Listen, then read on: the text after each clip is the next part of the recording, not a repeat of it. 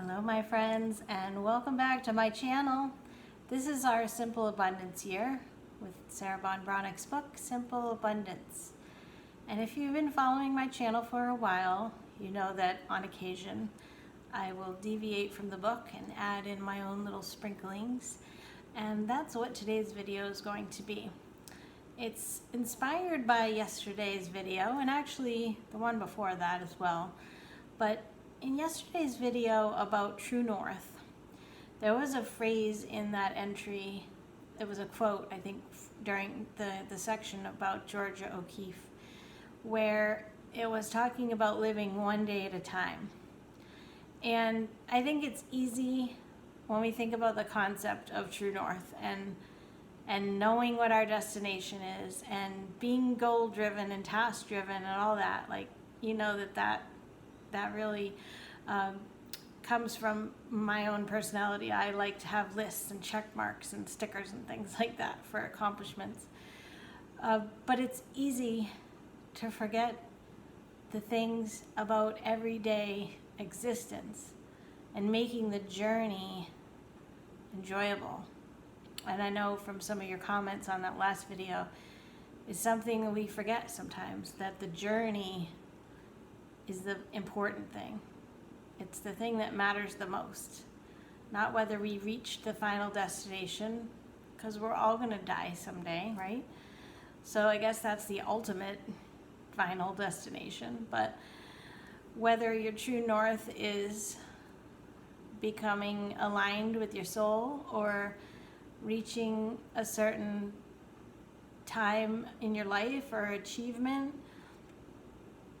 it's not going to be as important as the experience of getting there. Hopefully you got that from the last video. So when I really started to think about living one day at a time, of course you've probably heard of the 12-step program for various addictions, and living one day at a time is a principle of the 12-step program. And you may not even think about yourself having an addiction, but more than likely there is something in your life. Could be any sort of numbing behavior. Could be eating, it could be overworking, it could be alcohol or other substances. It could be just totally zoning out and ignoring the world. It could be ruminating in negative, catastrophic thoughts. There's so many things that can become an addiction in themselves. So don't just discard this idea of living one day at a time if you feel like it's really just attached to that 12-step program, because anybody can benefit from living one day at a time. So what does living one day at a time mean? You probably think of like carpe diem, right? Like seize the day. I'm not saying to just frivolously live your life away so that each day is, I mean, you could live like that. I mean, if you want to do that, good for you. But I'm not saying, to just be frivolous and not think at all about the future. But the one day at a time premise is that you are focused on getting through that specific day. And you wake up with an intention that whatever it is, like say you're trying to overcome something or you're moving towards something, or it's just a matter of maintaining your well-being, that every day you wake up and you reaffirm that intention to get through the day in a way that speaks to your goal, or to living, say we want to live in a simple abundance way. What does that mean? When you get up, immediately you might have negative thoughts, right? So how do you combat that? You might start your day like I do with an affirmation that is a loving, blessed, thankful sort of feeling that you're listening to. You might pray. You might listen to other things that you find inspiring. We talked a little bit about a morning ritual. So you start your day as positively as you can. and you want to always reach for the most positive thoughts that you can have in that moment. And believe me, I know that it's really easy to wake up and go, ugh, another day. And I'm working on that. I'm working on that. And I haven't always felt like that. There have been a lot of times in my life where I just can't even wait to jump out of bed because I'm just so filled with zest for life. So I would hope to get back there. But right now, I'm trying to work towards being less negative and to get through some of the challenges that are the state of my life right now. So living one day at a time also has its benefits in that you're not getting overwhelmed with the train of thoughts that can get out of control. Like if you're just focusing on, okay, this is what I have to do and this is how it's going to go and I'm going to go to work and I'm going to do this and that, and you have your schedule, you're not thinking 6 months from now, oh no, what if I don't have enough money, or what if my relationship has fallen apart, or, it's easy to start getting into that catastrophic thinking, like I'm saying. So you're focused on the day. It's a coping mechanism in and of itself, right? To use this. I'm just referring to some notes that I made about living one day at a time. The other thing is tackling one problem at a time. And Sarah suggested that to us earlier in the year when we talked about the simplicity principle. Because our society is so multitask driven. And it's rare that we just have one thing at a time that we're focused on. So that is another part of living one day at a time.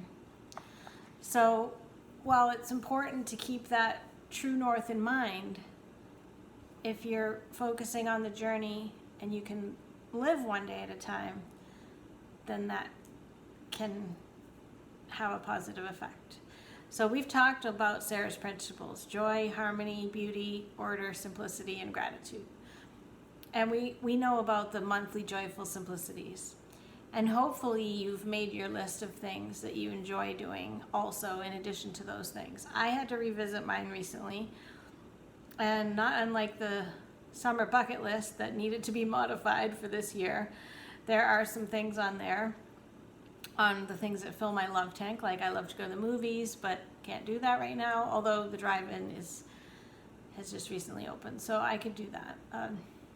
But there are some ways to modify some of those things, I'm sure.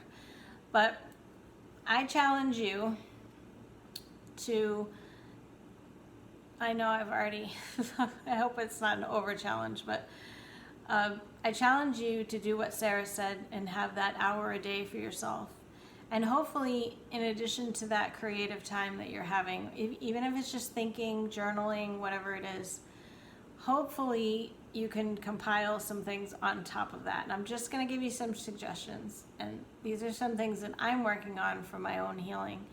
So if you want to jump on board, I'd love to have other people along the journey with me. So here's a challenge. In addition to that hour, scheduling something for yourself every day that is some sort of a self-care experience or activity. So you need to know what some suggestions are, right? I mentioned in another video the self-care wheel. I've got it here, okay? And I will put a link to where you can find this on the internet. I just printed it out. And it has life balance separated into various things, so various little pie pieces: physical, psychological, emotional, spiritual, personal, professional. And then within that, it has various things. So physical might be eating well, exercising, taking a walk, turning off your cell phone, so various things like that. Psychological can be going to therapy, journaling, doing something musical like a symphony or a ballet, asking for and receiving help. We talked about that in a video. Emotional would be things like self-love and compassion, allowing yourself to cry, finding a hobby, cuddling with a pet, doing affirmations. Spiritual and personal would be similar to things we're doing on the channel. Spiritual would be like taking time for self-reflection, being out in nature, meditating, playing, praying, swimming in the ocean. That could be spiritual. Finding a spiritual mentor, maybe putting your little spiritual council together, like we talked about in a recent video. Personal would be a lot of what we're doing on the channel here, and that would be learning who you are. This is the top one. Getting together with friends, getting out of debt, relaxing, reading a book, cooking, spending time with your family, learning a new instrument. Professional would be some examples. Take time for lunch. It's a good reminder. Not working overtime or on your days off. Getting support from people at work. Taking mental health days. Learning to say no. Taking a class. Taking vacation. So that's if you need some suggestions, but I hope that you'll sit down and write down your own list of things that, like, on my list, like I love my bubble baths, and so it could be something simple. I've mentioned a few times I like my kombucha. That's something I look forward to. So it doesn't have to be profound. It can be something very small, but making an effort, and I would recommend scheduling it. I even found, I did a presentation on self-care a few years ago, and I still had these printouts, and I will also try to find the links for these because they came right off the internet.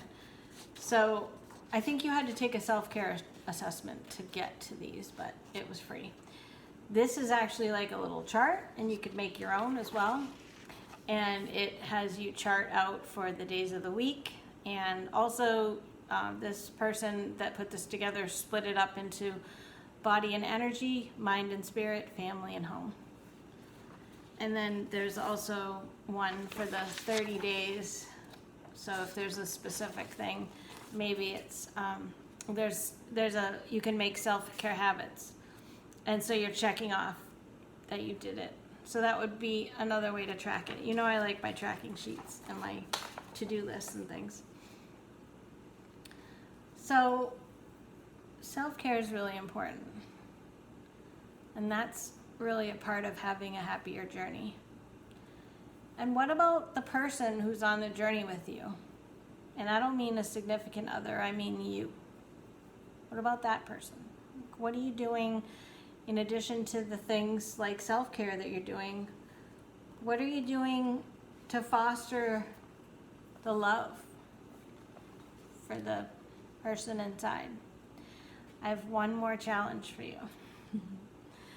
I'm going to work on this. I'm starting today. This is not unlike the gratitude exercise that we now do daily. Hopefully you're doing it daily. It may have seemed like a challenge at the beginning, and now it just feels very natural and easy. Hopefully this one will get that way. I do consider it a challenge to start with now, and it sounds so sad to say that, but that's where I'm at. So here's the challenge. Writing down 3 things each day, 3 personal qualities about yourself, and then an explanation, like proof for yourself about why those are true. And it might be that you say it's it's kindness, and maybe you could say something like, I helped my neighbor get their cat out of a tree, or something. That's the first thing that came to my mind. So these are either examples of when you were kind, or they're true statements, or it's statements to the effect that it proves to yourself that you know that you are kind. That's just an example. And the reason I said kind is so I also printed this out, and I'll try to see if I can find the link to this as well. These are character traits to complement.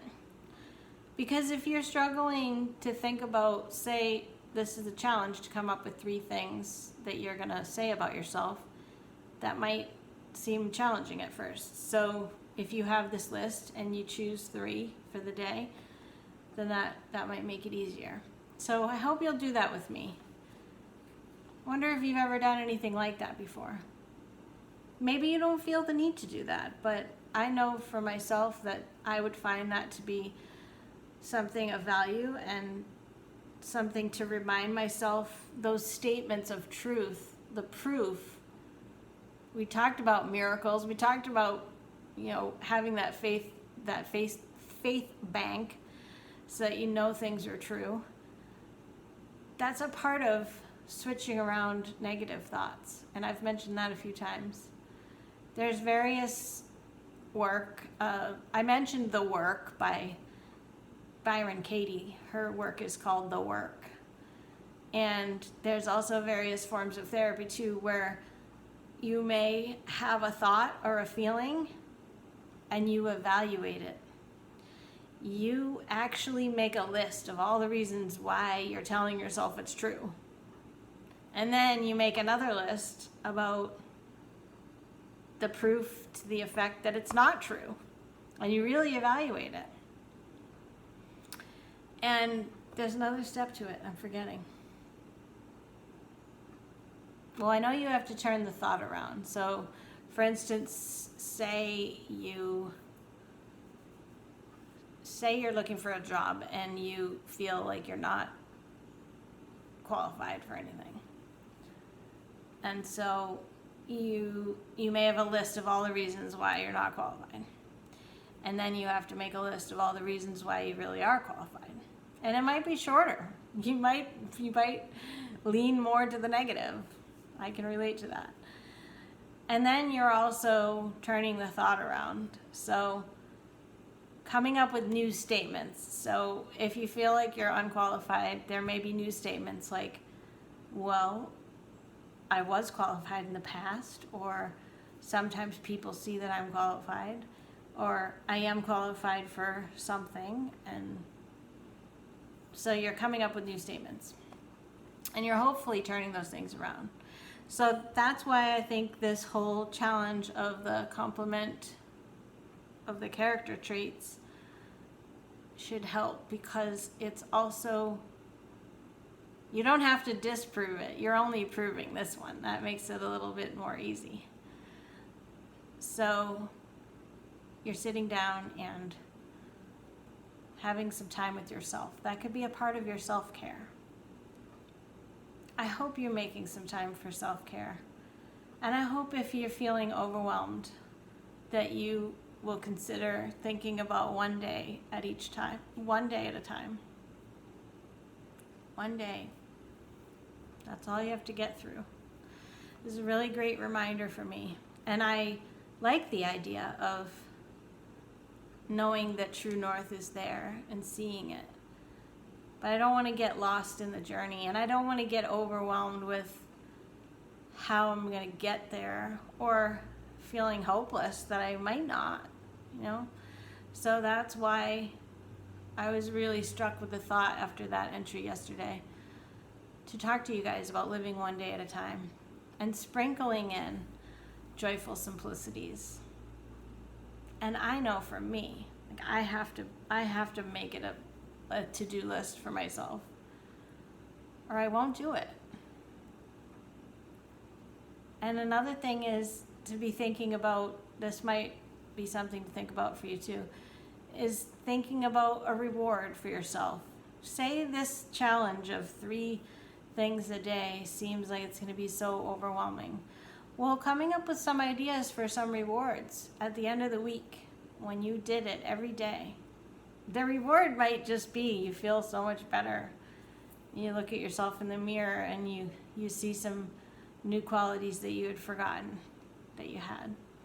But I'm talking about something like maybe there's a creative excursion you can treat yourself to, or something you've had your eye on at the store, some time off, I don't know.